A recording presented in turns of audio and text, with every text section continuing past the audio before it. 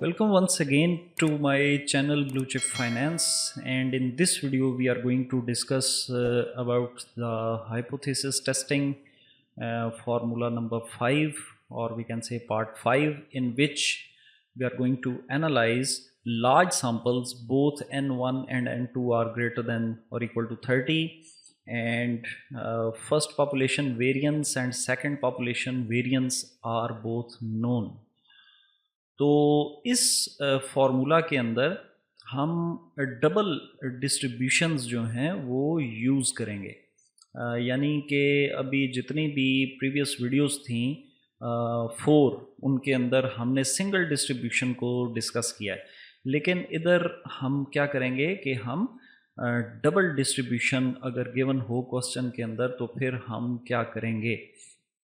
तो पहली चीज़ तो ये है जी कि अगर आपका सैम्पल साइज़ लार्ज है, ग्रेटर देन 30 है, और आपको जो एक डिस्ट्रीब्यूशन की पॉपुलेशन वेरिएंस है और दूसरी डिस्ट्रीब्यूशन की पॉपुलेशन वेरिएंस, ये दोनों अगर मालूम हैं तो फिर हम फॉर्मूला यूज़ करेंगे Z डिस्ट्रीब्यूशन का, जो कि आपको नज़र आ रहा होगा कि x bar 1 minus x bar 2 पहली डिस्ट्रीब्यूशन के सैम्पल का मीन माइनस सेकेंड डिस्ट्रीब्यूशन के सैम्पल का मीन और minus first population mean minus second population mean divided by first population variance over sample size of first distribution plus second population variance divided by sample of second distribution under root. और इसके अंदर एक बात याद रखें कि कभी ऐसा होता है कि क्वेश्चन के अंदर पहली डिस्ट्रीब्यूशन का जो मीन है वो बड़ा है और दूसरी डिस्ट्रीब्यूशन का मीन छोटा है, तो फिर तो ठीक है, x bar 1 minus x bar 2 हम लिख देते हैं। लेकिन कभी कभी ऐसा भी होता है कि सेकंड डिस्ट्रीब्यूशन का मीन बड़ा होता है और फर्स्ट डिस्ट्रीब्यूशन का मीन छोटा है, तो आप इसको चेंज कर सकते हैं, यानी कि x बार 2 पहले लिखते हैं, x बार 1 बाद में लिखते हैं, तो इससे कोई फ़र्क नहीं पड़ता। तो अब इस सिचुएशन के अंदर हम एक क्वेश्चन तरतीब देते हैं कि जैसे sample of 200 workers in a large farm took an average of 20 minutes to complete a task. ये आपकी आगे फर्स्ट डिस्ट्रीब्यूशन जिसके अंदर आपके पास सैम्पल साइज है 200 वर्कर्स का और उनका जो मीन है वो है 20, तो ये आ गया n1 200 और मीन इनका आ गया 20। फिर a random sample of 300 workers in another large farm took an average of 16 minutes to complete the task। तो अब जो दूसरा सैम्पल है जो कि 300 वर्कर्स का आपने चूज़ किया, उसका जो मीन है वो है 16, तो n2 300 और x बार 2 जो है ये आ गया 16। उसके बाद can it be assumed at 5% level of significance, तो 5% लेवल ऑफ सिग्निफिकेंस आ गया जी आपके पास alpha, that the average time taken by the workers in the two farms is same, कि दोनों जो आपने सैंपल लिए हैं दोनों फार्म्स में से, तो इनके जो वर्कर्स हैं वो किसी भी जो भी ये काम करते हैं उस टास्क को कंप्लीट करने के लिए इनका जो एवरेज टाइम है वो क्या सेम है या नहीं।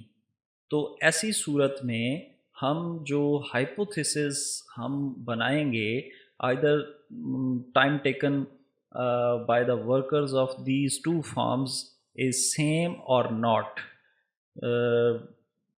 यहाँ पे ज़्यादा या कम की बात नहीं की, सिर्फ इतना कहा गया कि सेम है या नहीं है, तो ये टू टेल टेस्ट बन जाएगा। फर्स्ट नल हाइपोथेसिस जो है ये बन जाएगा μ1, यानी कि पहली पॉपुलेशन का मीन बराबर है दूसरी पॉपुलेशन के मीन के, और अल्टरनेटिव में बन जाएगा अल्टरनेटिव हाइपोथेसिस H1 में कि ये बराबर नहीं है, not equal to, μ1 is not equal to μ2, यानी बराबर है या नहीं है। If the standard deviations of all the workers of first form and second form are 3 minutes and 4 minutes respectively, यानी कि इनकी जो स्टैंडर्ड डेविएशंस हैं, अब हमें कैसे पता लगा कि ये पॉपुलेशन की स्टैंडर्ड डेविएशंस हैं, देखें गौर करें इस पर, ये लिखा गया है if the standard deviations of all the workers not sample, so that means के ये स्टैंडर्ड डेविएशन पॉपुलेशन की है, सैम्पल की नहीं है। तो फर्स्ट जो स्टैंडर्ड डेविएशन है वो है 3 and second standard deviation is 4। तो वेरिएंस हम बड़ा इजीली इसका स्केयर ले लेंगे, तो वेरिएंस है, चूँकि वेरिएंस स्टैंडर्ड डेविएशन के स्केयर को बोलते हैं। तो 3 का स्केयर 9 और 4 का square 16।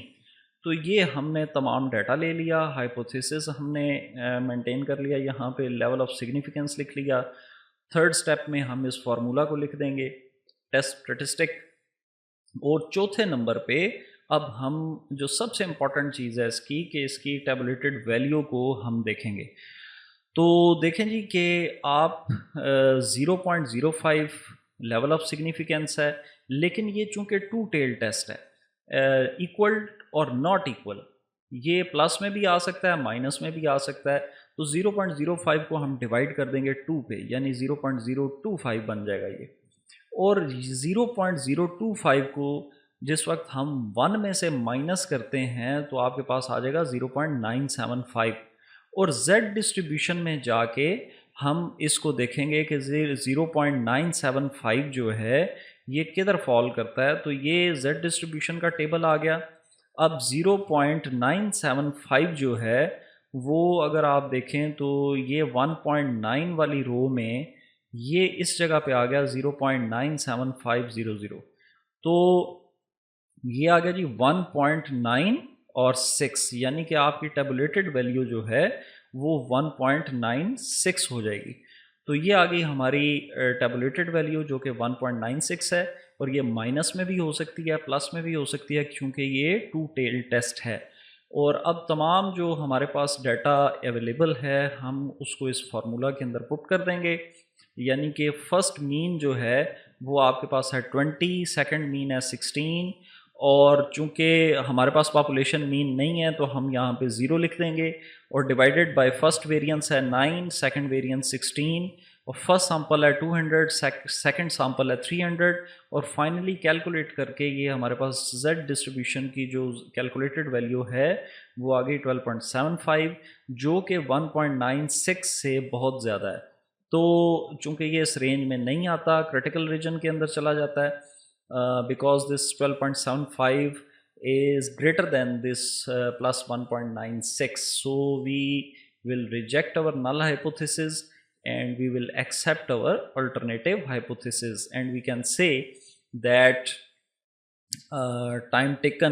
average time taken by both farm workers are not same but different. तो ये था जी इसका फॉर्मूला नंबर 5, और नेक्स्ट कमिंग वीडियो के अंदर हम नेक्स्ट फार्मूला को डिस्कस करेंगे। सो इनकी प्रैक्टिस कीजिए। Stay blessed, take care of yourself and other person around you. Thank you.